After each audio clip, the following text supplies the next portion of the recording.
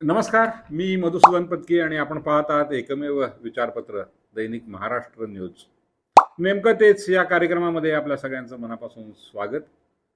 नगरपालिकेच्या निवडणुका अतिशय वेगाने पुढे चाललेल्या आहेत. प्रचाराला वेग आलेला आहे आणि खरं तर निवडणूक आयोगाने ज्या पद्धतीने ह्या निवडणुकांची रचना केली आहे ती पाहता असं म्हणावं लागेल की ज्यांच्याकडे चिन्ह आहेत, म्हणजे जे पक्ष रजिस्टर्ड आहेत, त्यांची चिन्ह रजिस्टर आहेत, त्यांच्या दृष्टीने ही निवडणूक तुलनेने जे नवीन बंडखोर किंवा अपक्ष उमेदवार म्हणून राहणार आहेत त्यांच्या तुलनेने सोपी जाणार आहे, कारण त्यांची चिन्ह लोकांपर्यंत, मतदारांपर्यंत सहज पोहोचणार आहेत. मात्र जे बंडखोर आहेत किंवा अपक्ष आहेत त्यांची चिन्ह लवकरात लवकर किंवा सगळ्यांपर्यंत पोहोचण्याच्या दृष्टीने अतिशय कसरतीचं काम त्यांना असणार आहे, कारण 26 तारखेला चिन्हांचं वाटप होणार आहे आणि त्याच्या पुढे एक 4-5 दिवसातच ही चिन्ह मतदारांपर्यंत पोहोचवणं ही अतिशय अवघड कामगिरी सगळ्याच उमेदवारांना करावी लागणार आहे.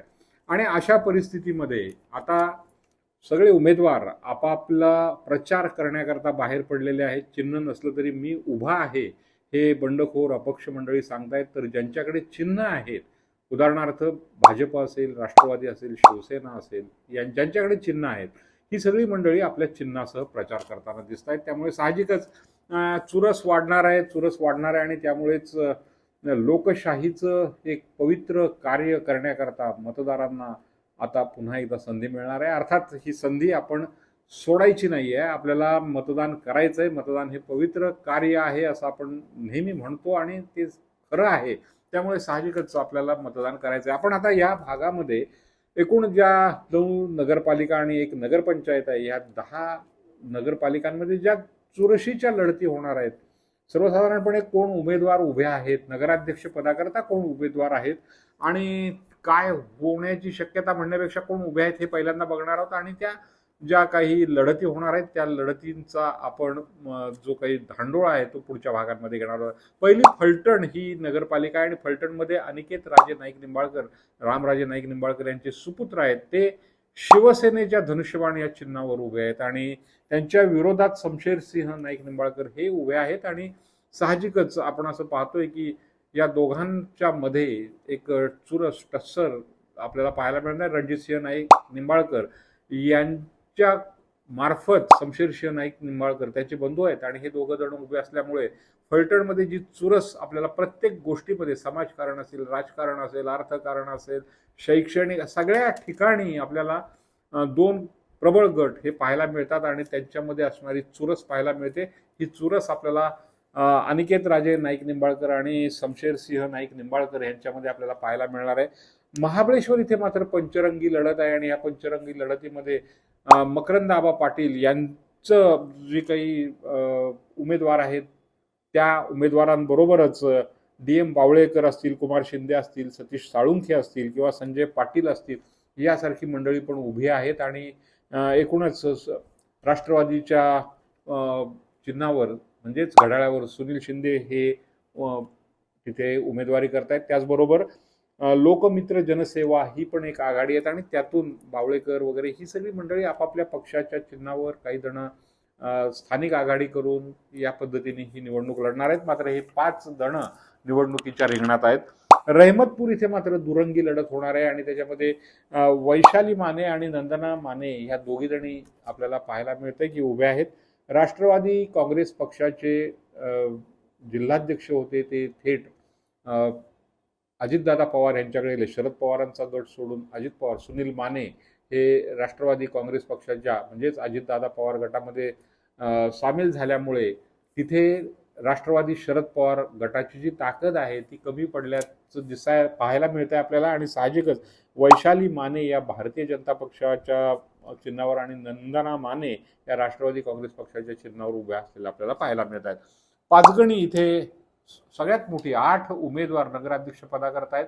इथेही मकरंदाबा पाटील असतील किंवा लक्ष्मीताई कराडकर असतील, शेखर कासुर्डे अर्थात ते मकरंदाबाच्या वतीने काम करतात, अशी मंडळी, याशिवाय विविध पक्षांची अपक्ष अशी 8 मंडळी इथे आपल्याला उभं राहिलेली पाहायला मिळत आहेत आणि बहुरंगी ही लढत आहे.